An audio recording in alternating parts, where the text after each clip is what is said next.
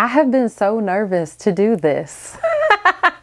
And I don't know why. Well, I think that's a lie. I do know why. Because I've restarted before.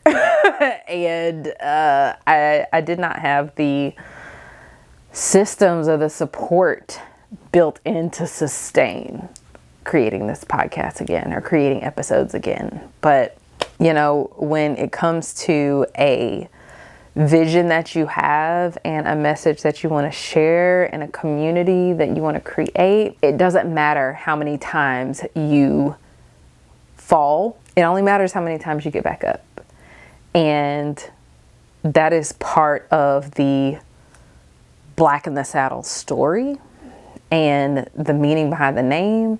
If you haven't watched the episode Getting Black in the Saddle, you can hear more about what the name means to me. But it's time to start this conversation again. It's time to connect with my community again. And I'm nervous, but I am super excited to be here. My name is Aubriana, and I am the creator of Black in the Saddle. Since 2019, I've been telling stories about Black equestrians in this industry, different disciplines, different ages, different identities, different geographic locations.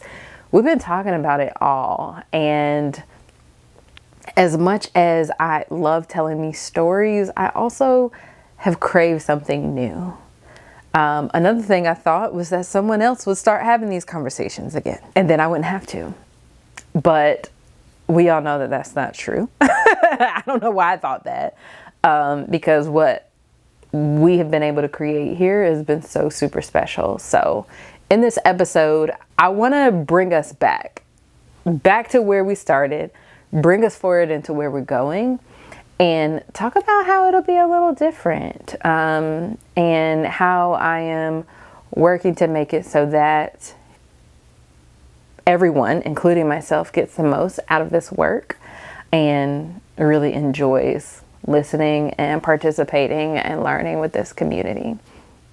So 2019, Black in the Saddle was not even Black in the Saddle. It was Young Black Equestrians. And if you go all the way back to the beginning of our podcast, I say our because I used to have a co-host, but if you go back to the very beginning, you will witness the growth. I had someone in a meeting recently say, yeah, I was just watching the first episode and I was like, girl, what? Please spare me the details. But she was like, no, I appreciate seeing your growth and seeing the origins and seeing how it all started. So in going through this reboot and understanding what I want this podcast to mean to me again, I went back and listened. And simply had to borrow confidence and borrow energy from 2019 me. This podcast was called Young Black Equestrians, and it was named that because I was in a space where, I was around elders and it felt like they kept trying to like sun me. Like, oh, you're young and you don't know nothing. And I'm like, well, actually, which is one of my favorite things to say. Well, actually, yes, I'm a youngin and I know quite a bit. I appreciate wisdom and I will accept it. But also going into the future, we have to be ready and willing to listen to new voices, different voices, and from people from different backgrounds. So that was like the energy that came with 2019. And then we had the racial reckoning in 2020. And so there was a lot of like, we are here, okay? We are here. We have stories to tell. The South got something to say. Except it wasn't just the South. It was everybody. Black horse people in general. And I interviewed over 85 people. 85 horse people from different backgrounds. I like to say from a 15-year-old barrel racer to a 65-year-old mounted archer. Some crazy, crazy disciplines and backgrounds and different levels of engagement in the horse industry. And it was super dope. I mean, there are over 100 episodes for you to listen to right now. So if this is the first one that you are exposed to, baby, we have a catalog. All right. There is a catalog. You should go check that out. But moving forward, I'm like, okay, some of the things that I never quite shared with the community, or some people knew who were closer to me, but many people did not, was that I was producing the podcast by myself, editing video, mix mastering any audio that was created, any intro music, all that stuff I made. Doing the social posts, going live for the community every week. I was doing all of that while being a full-time caregiver for my grandfather. And it took a lot out of me. And I was also trying to run my business, Black Unicorn Creative. And so after a while, you know, I was burnt out. And I do believe that I'm going to do an episode on burnout and what that looks like when it comes to engaging with horses and building a career in this industry, or simply setting goals if you have a horse that you work with a lot. But anywho, there was a lot going on. I look back, when I was looking back and researching old episodes, I said, okay, wait a minute. You know, I tried to come back at the end of 2023. Why did that not work? There's a little session called the warm-up session. I was like, oh yeah, I'm gonna just do something that's real quick. It'll be 15 minutes and I will, you know, psych myself up to show up again. But that didn't happen. That did not happen. So I have done a lot of reflection onto, you know, what this work means to me and what this calling means, how I continue to feel called to hold space for conversation for people in this industry, because I'm simply not satisfied with what's out there. And I know there's got to be other people who either feel excluded from the conversation or just feel like there's not a lot of depth to it. And I just want to be the space for that. When I had Young Black Equestrians, the pillars were passion, culture, and lifestyle. And I don't necessarily think a lot of those have changed. I just think that there is a depth to those pillars and what the conversations mean that I want to explore a little bit more. I also had a hard time feeling like I was just complaining about everything. And I'm like, how can you create a conversation and talk about different observations, but not be the complainer, not be the critic, not be someone who's always talking about the problems? I think that approaching that going forward is by targeting conversations that or targeting conversations or topics or people who can bring depth to a perspective and offer it in a way that is entertaining, because, you know, some of the people I've interviewed, I have become such good friends with, tell stories of their growth and their process. Oh my goodness. Go away, little dog. Back to what I was saying. People who bring depth to the conversation, you know, whether it be like things that are research-based or data-backed or, you know, all the nerdy stuff that I like, okay? Because deep down inside, I'm a nerd, all right? And I think that in today's media landscape, we center the identities of Black cowboys as, you know, the primary topic of conversation. As much as I love it, I'm just interested in more. Like, I want more. I want depth. I want to understand what our conversations, or how our conversations would be different if we are centering the horse in that. Who are we with the horse? Who are we in the industry? Who are we in a conversation that allows us to be more than the forgotten? Who do we get to become when we are more than the forgotten? That's interesting to me. I'm nervous about this work because I want to balance what you are interested in, what listeners are interested in, what conversations y'all feel like are still like not having, or maybe you don't even think about it like that. I've also thought about that. Like, you know, sometimes people just want to hear you yap. And they're not expecting a dissertation. And that is something that I have to manage. That is a expectation that I have to manage because I'm an overachiever and a recovering perfectionist. All right. But having to manage what conversations or topics listeners are interested in and what I'm interested in talking about. I think that's one of the things that would also make this very much sustainable for me, is to get excited about what I am talking about again, and to cover topics that are not only, you know, hot topics right now, because I'm not really, you know, interested in trends, but I am interested in depth. And I am interested in fulfilling the needs for community that a lot of people have. This podcast was never a part of my business model as a revenue generating entity. However, in looking back, I realized despite it not being me never looking at it that way, it cost me a lot.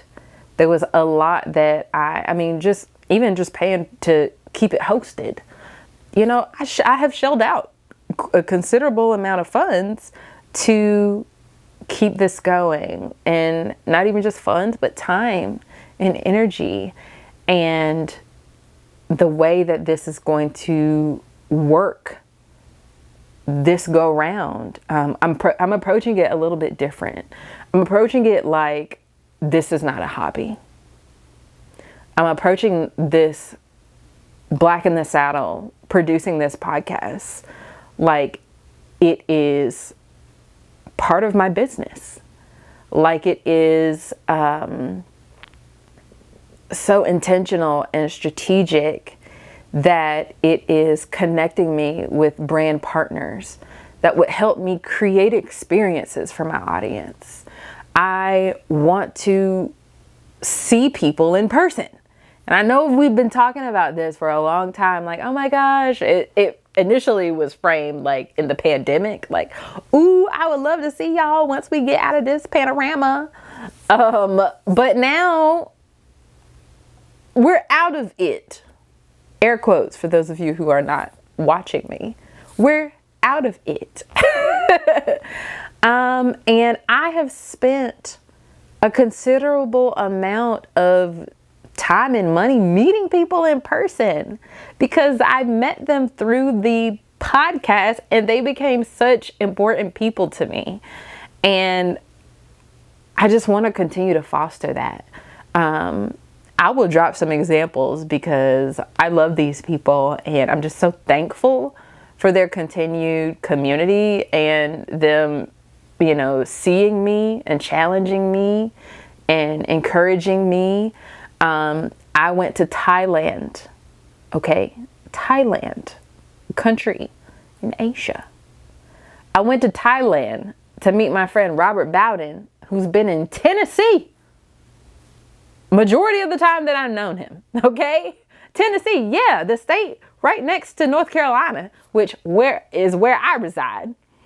I went all the way to Thailand to meet a friend that lived in Tennessee for most of our friendship because he said, all you have to do is get here and I will take care of you. And I was at the point where I needed someone to take care of me. And I'm not going to cry. I'm not, okay? We had a grand old time.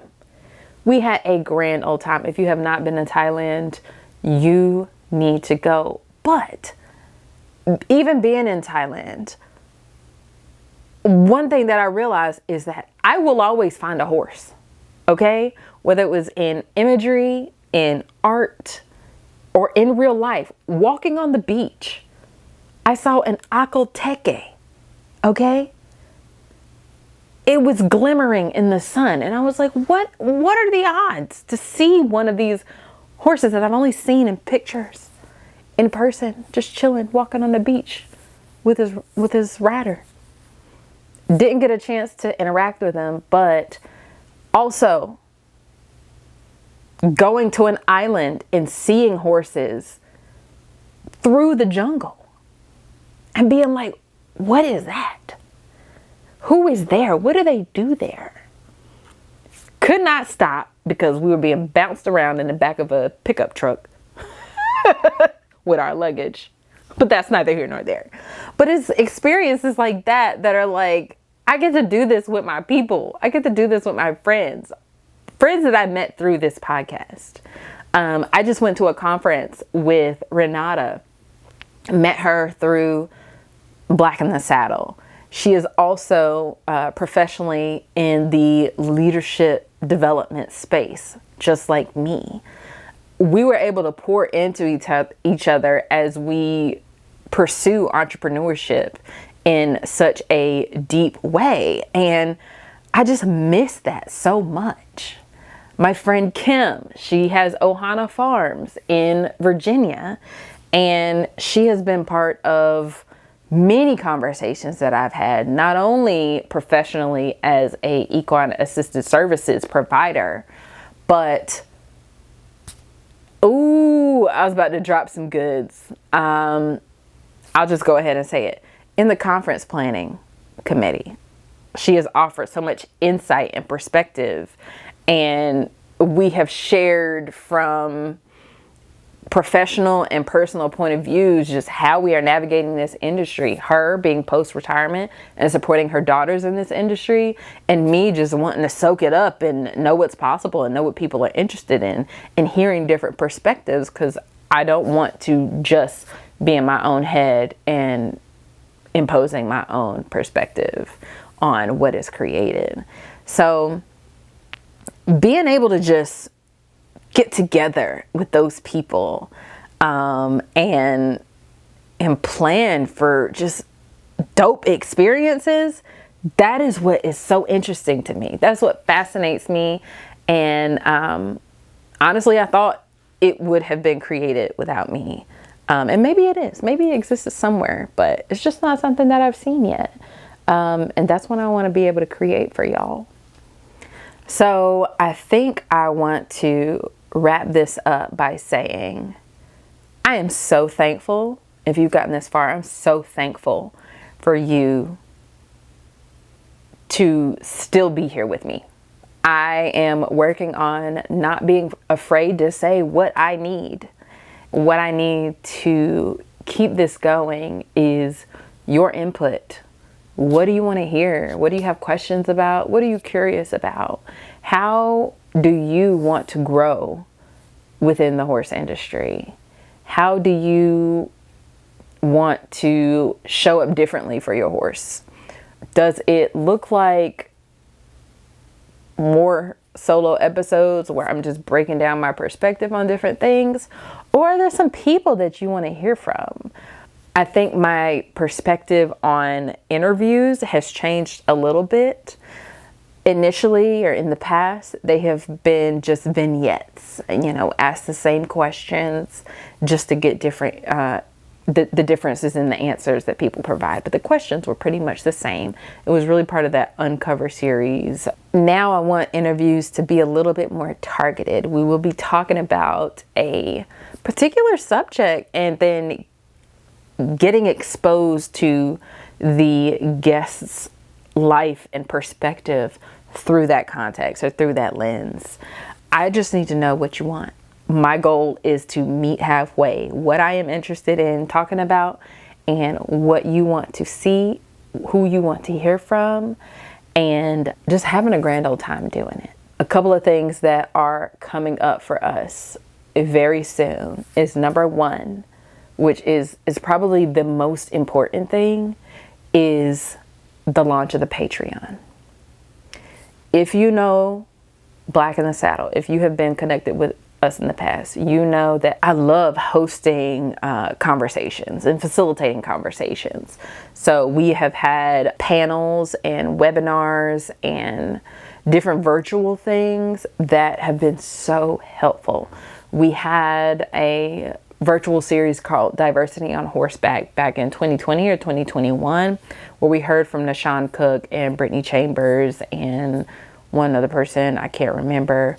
We had a panel on collegiate equestrian sports, and we had like 6 or 7 coaches from D1 equestrian teams talking about what it takes to produce that kind of athlete, a kind of athlete that is attractive to D1 coaches. And we talked about the difference between D1 teams and ISHA and all of those different things. Like, that was so valuable to a lot of the parents who have kids who are so interested in this industry, but aren't sure how to maximize that interest and support them and get more involved. Those are the kinds of things that require a significant time and energy investment. And I want to make sure the people who are pouring back into the Black and Saddle community are the ones that are benefiting from that. So there will be some free things. There will be some things that are behind the Patreon.